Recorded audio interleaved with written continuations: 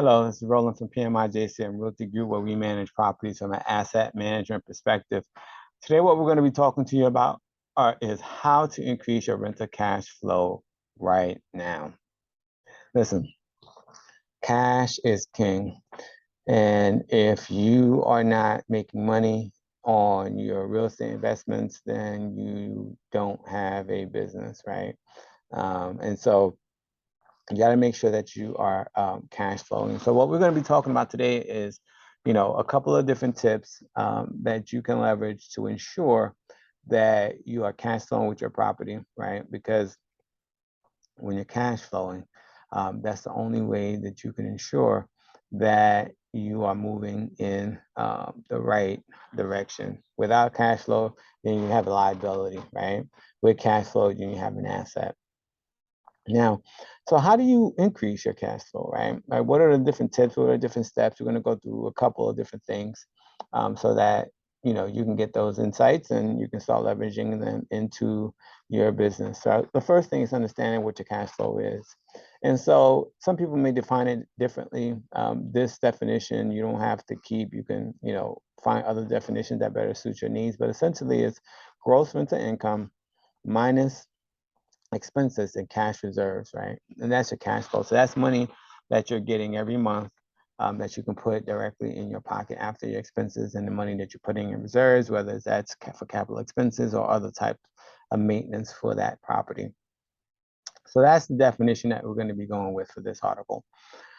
Next, so how do you make sure you have the proper cash flow? So the first thing you can do is increase rents.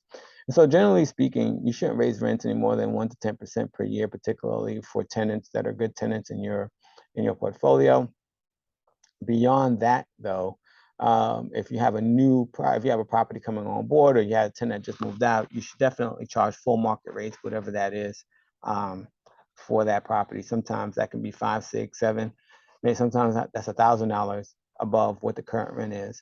But for existing tenants, it shouldn't go any. For us as a rule of thumb, we don't go above any more than 1 to 10%. And over the course of the time with the tenants in the property, we hope to get the property to a level where we're at market rents without raising it all at one time. So it's incremental adjustments as to that one big bang.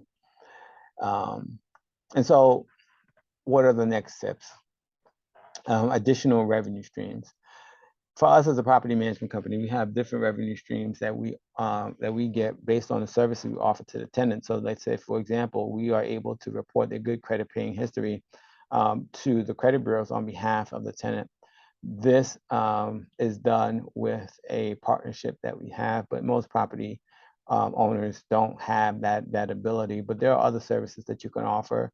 You can have someone go do the landscaping, the house cleaning, additional storage, additional parking. So there are other things that you can charge for, which can help add additional revenues as well. But look for additional revenue streams as a way to increase your cash flow. Then improve amenities, right? Updated appliances, sprawling new patio additions, fenced in backyards. Those are all things that can help you increase the rents. And so and by increasing the rents, those will be able to increase your cash flow as well.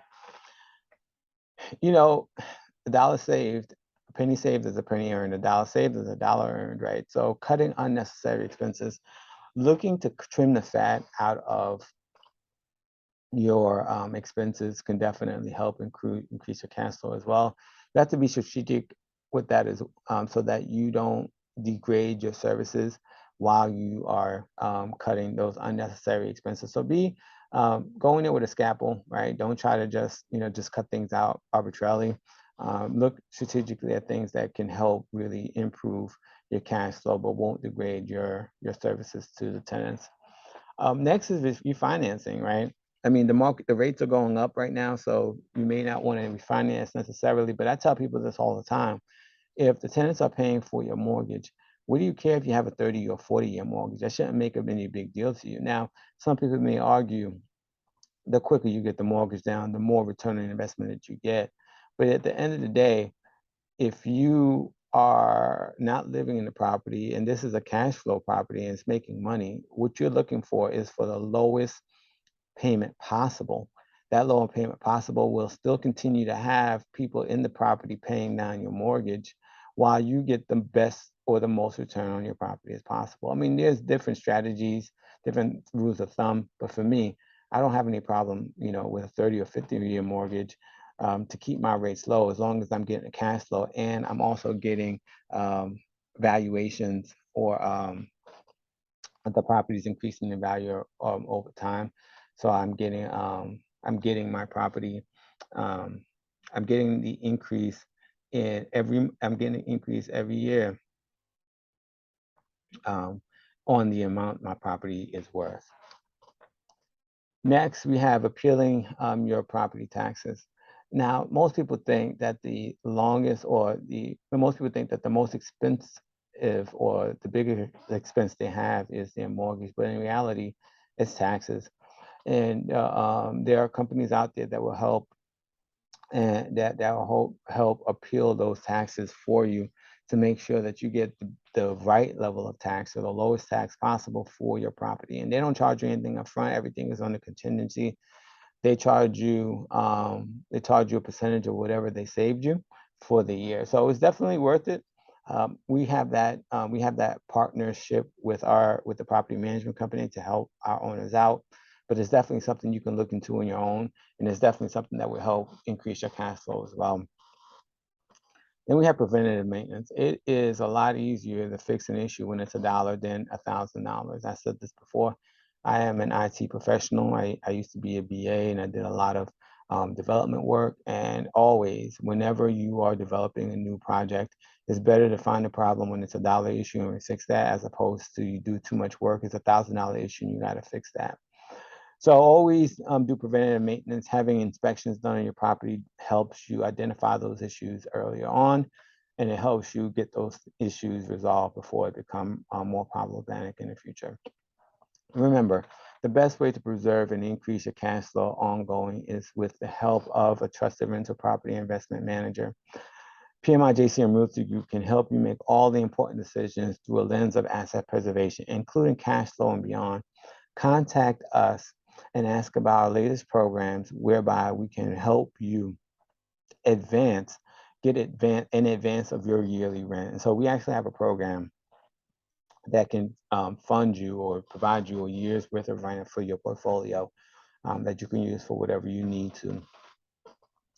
Now, we're always looking to share information, right? And so we have a webinar that we're going to be doing where we're going to talk to you about how to streamline your rental property portfolio for maximum growth.